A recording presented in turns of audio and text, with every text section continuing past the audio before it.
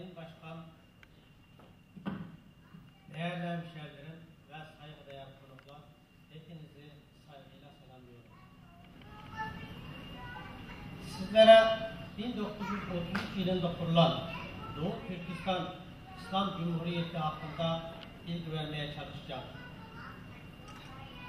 1911 yılında Çin'de imparatorluk devrilip Cumhuriyet yönetimi kuruldu.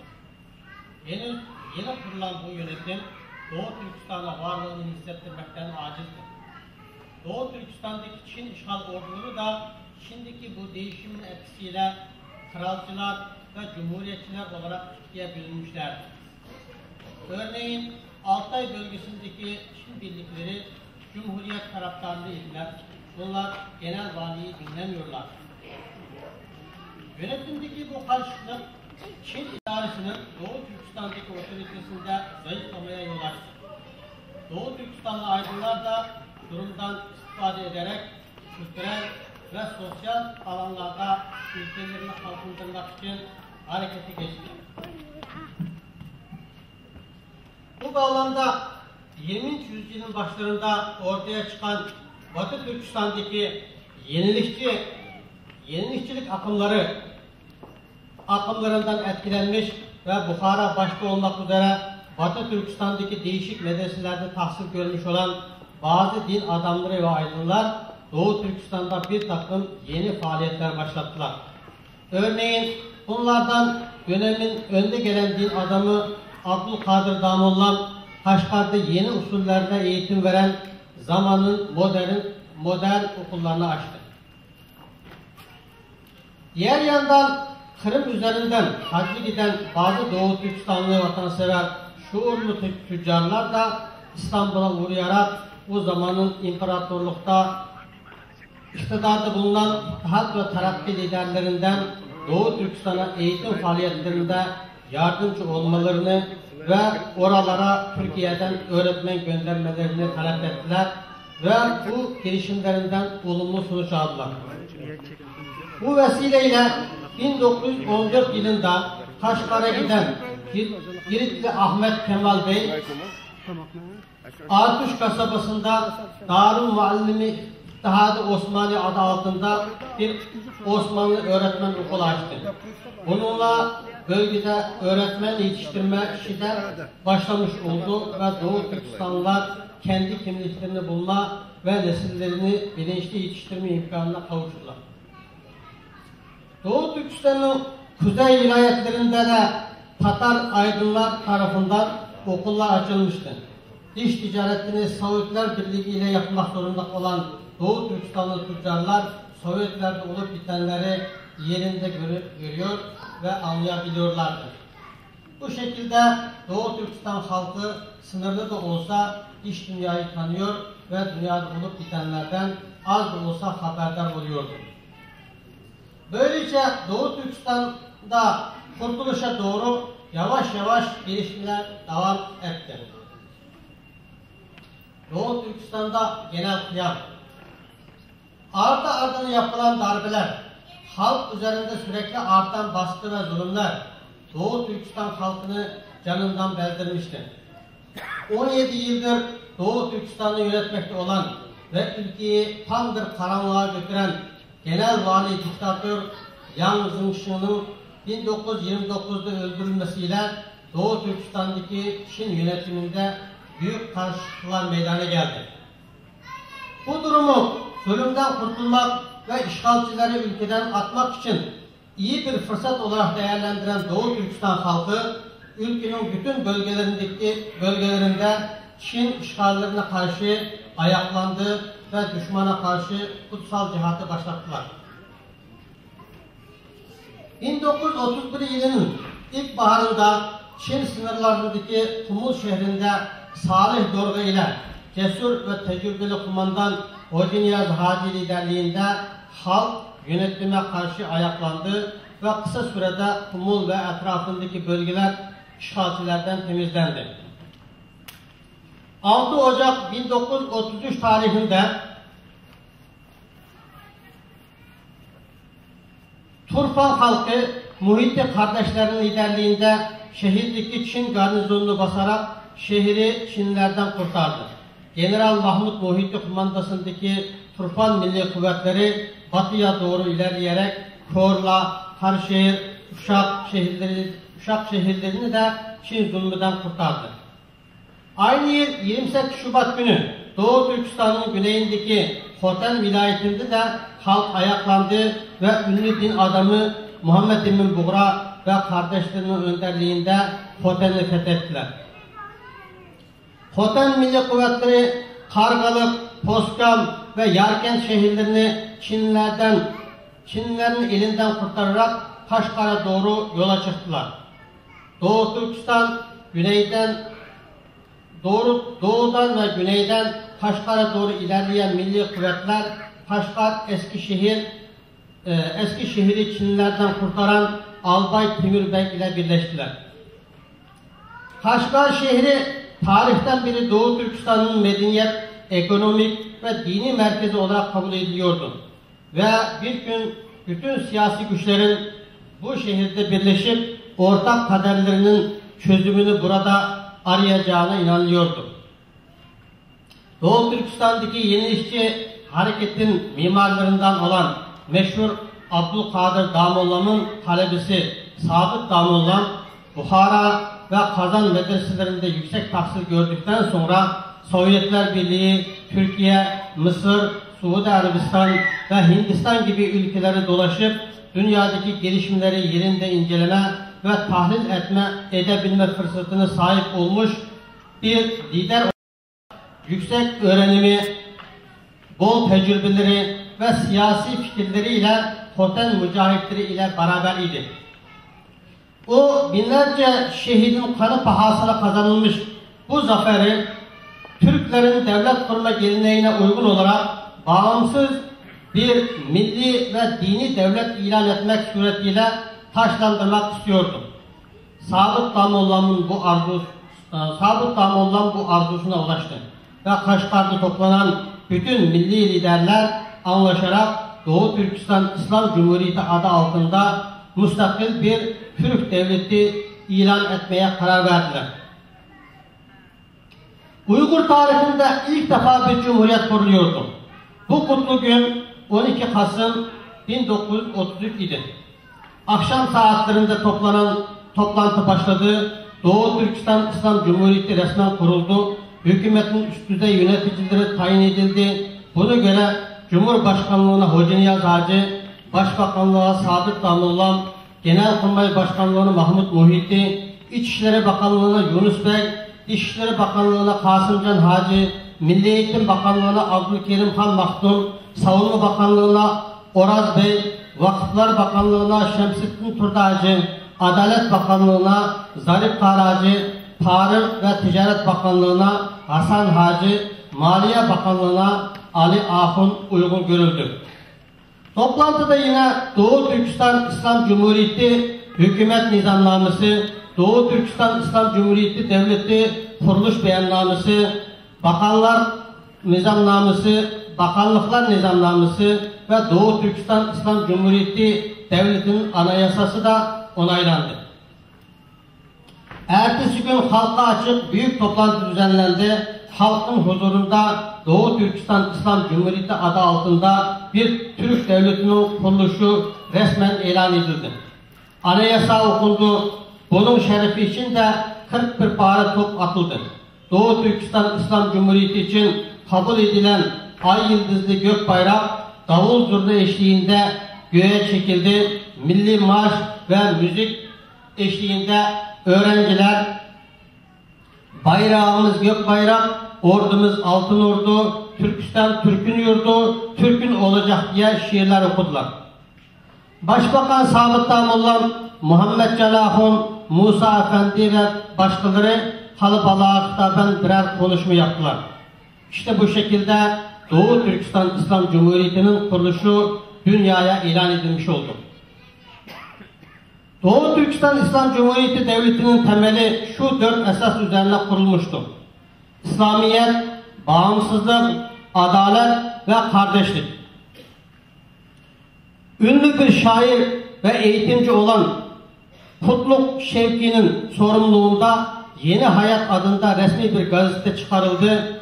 Resmi gazetede hükümetin programı, kabine ve çalışma yöntemleri ve hakkındaki bir takım bilgiler ile Cumhuriyet'in milli marşı ilan edildi.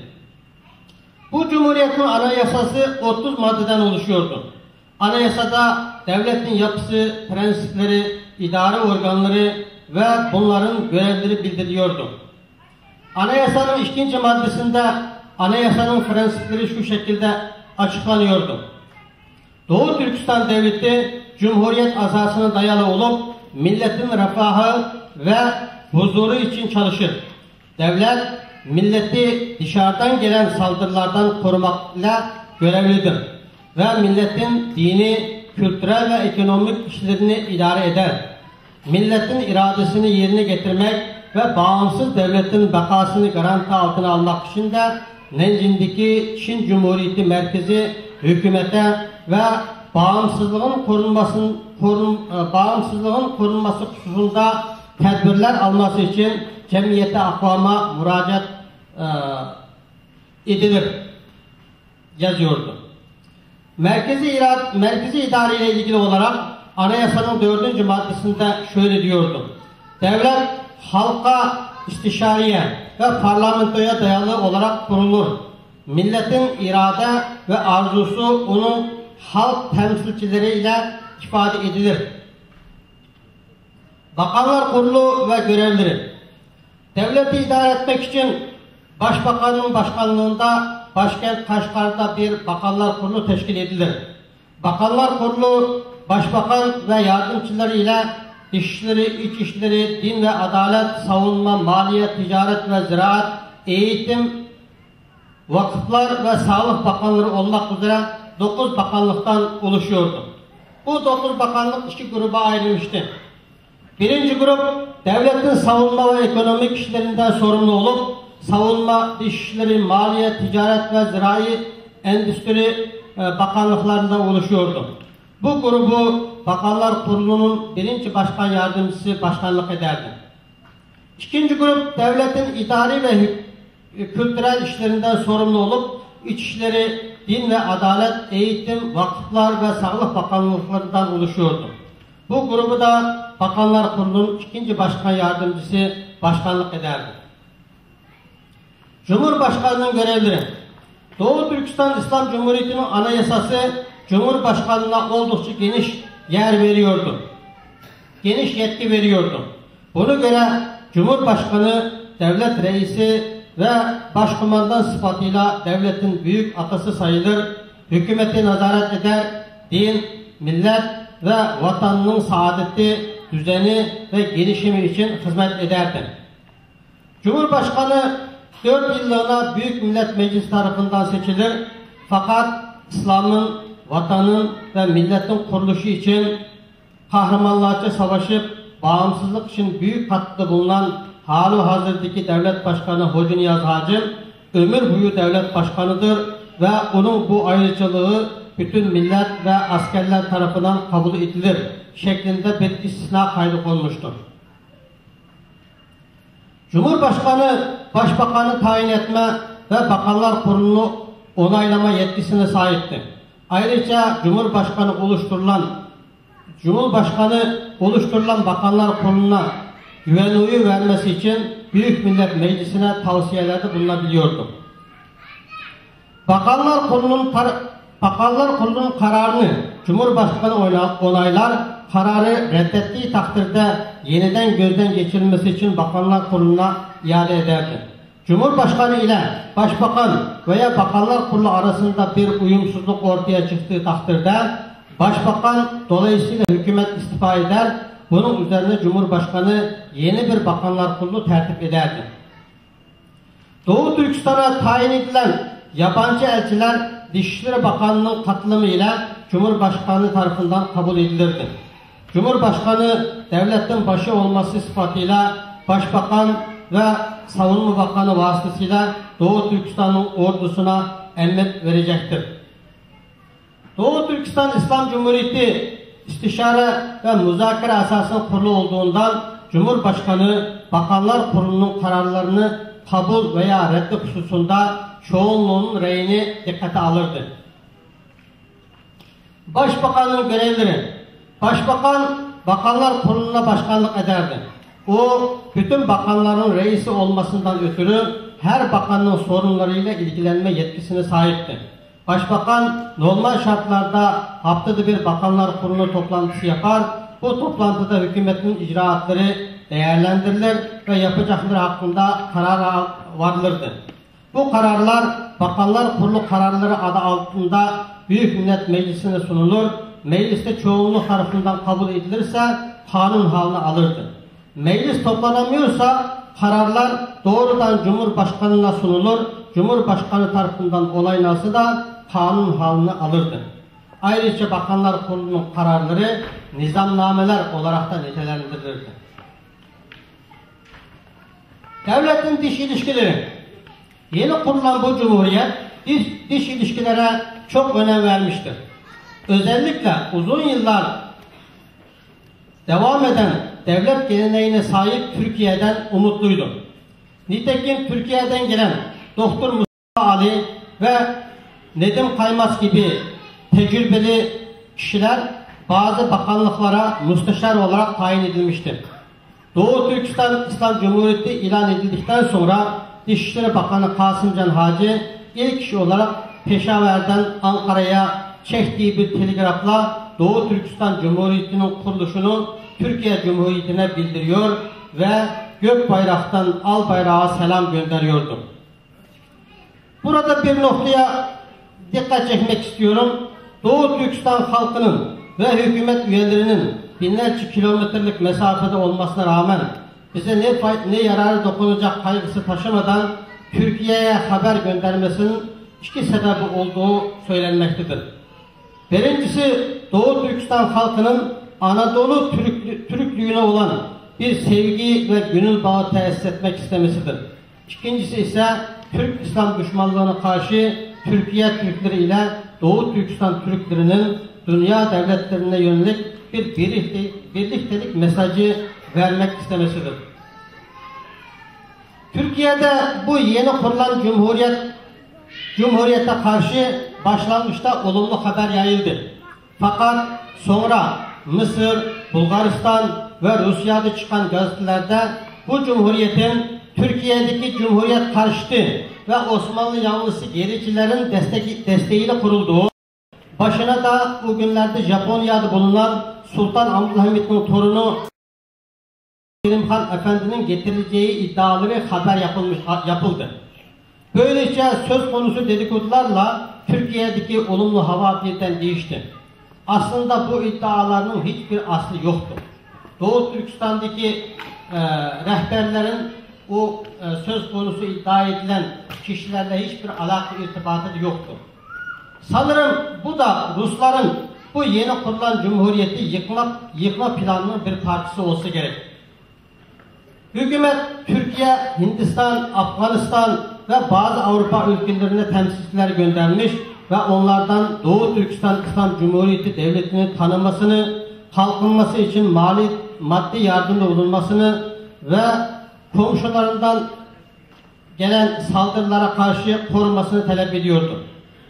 Doğu Türkistan İslam Cumhuriyeti Devleti'nin en büyük komşusu olan Sovyetler ile ilişkisi olmamıştır. Her iki taraf birbirine soğuk bakmıştır.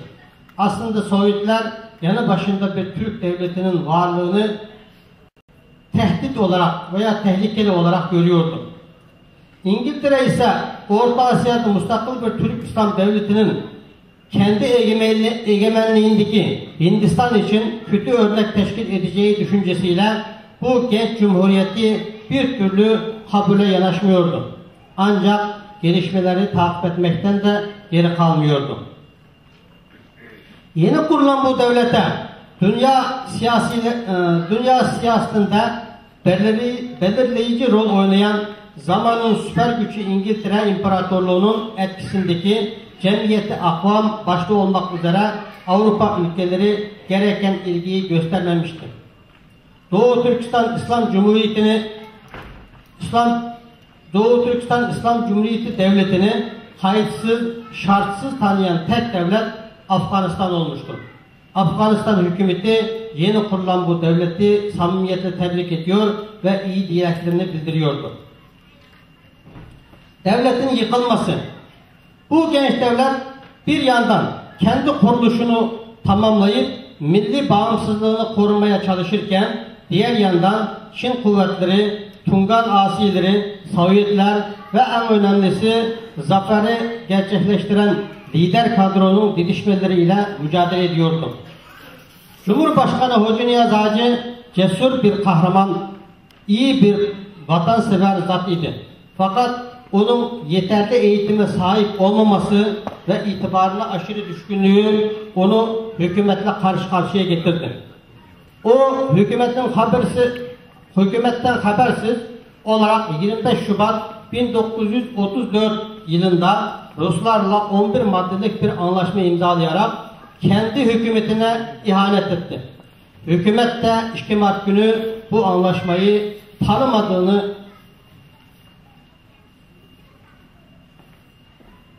ilan etti. Böylece hükümetteki bu ihtilaf bir faciaya dönüştü. Fırsatı ganimet bilen Sovyetler Doğu Türkistan'a gönderdiği 7000 kişilik bir kuvvetle milli kuvvetlere saldırdı. Başbakan Sabit Damollam yakalanarak idam edildi. Bakanlar Kurulu üyelerinin bir kısmı yurt dışına kaçmayı başardı. Diğerleri yakalanarak KGB zindanlarında can verdi. Doğu Türkistan İslam Cumhuriyeti'nin Genelkurmay Başkanı General Mahmut Muhidi kendisine Sovyetlerce yapılan bir suikasttan kurtularak 1937 yılında Hindistan'a iltica etti. Milli ordunun subayları Albay Abdüniyazi'yi kendilerine kumandan olarak seçtiler.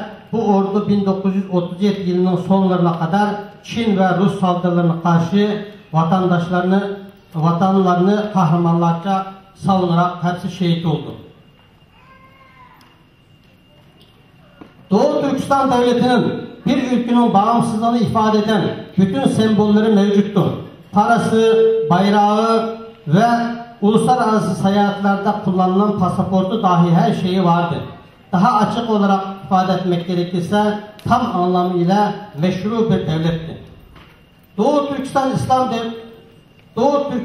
dünyadaki Türk İslam düşmanı devletlerin Orta Asya bölgelerinde kurulan ve Türk dünyasının bir ileri karakolu durumundaki Doğu Türkistan İslam Cumhuriyeti'ni tanımak istememesi normal karşılanabilirdi.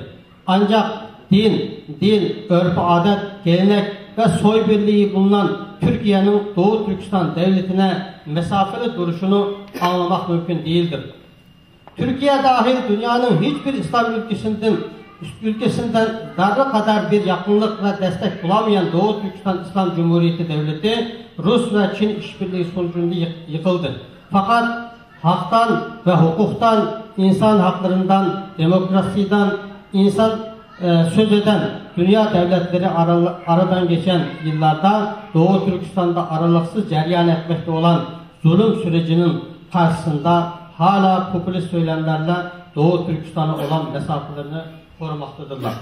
Yüce Allah Doğu Türkistan İslam Cumhuriyeti Devleti'ni kurma yolunda canlarını feda eden şehitlerimize rahmet eylesin ve Doğu Türkistan halkına Doğu Türkistan İslam Cumhuriyeti Devleti'ni geri kazanmayı en kısa zamanda nasip etsin. Şimdi değerli misafirler, size bir paragraflık bir düşüncem vardı, paylaşmak istediğim burada önemli görüyorum. Şimdi bundan bağımsız Doğu Türkistan kuruluşu ile ilgili söyleyeceklerim bu kadar. Ama hemen aşağıda söyleyeceğim 2 dakika müsaadeniz olursa paylaşmak istiyorum. Değerli konuklar, Doğu Türkistan İslam Cumhuriyeti'nin kuruluş yıl dönümü sadece küçük toplantılarla yılda bir kez almak bence yeterli değildir. Zira Doğu Türkistan İslam Cumhuriyeti biz Doğu Türkistanlıların asıl davamızdır ve davamızın asıl misyonudur. Görebildiğim kadarıyla şu ana kadar yürütülmekte olan Doğu Türkistan davaların asıl konusu dünyaya daha çok Çin zulmünü anlatmak olmaktadır. Bence bu üslup doğru değildir. Davamızın asıl konusu Doğu Türkistan'da kurulan bu cumhuriyet olmalıdır. Çünkü Çin hükümetinin insan hakları hususundaki dünyanın en gerisindeki sıralarda olduğunu dünyada bilmeyen ve kabul etmeyen yoktur.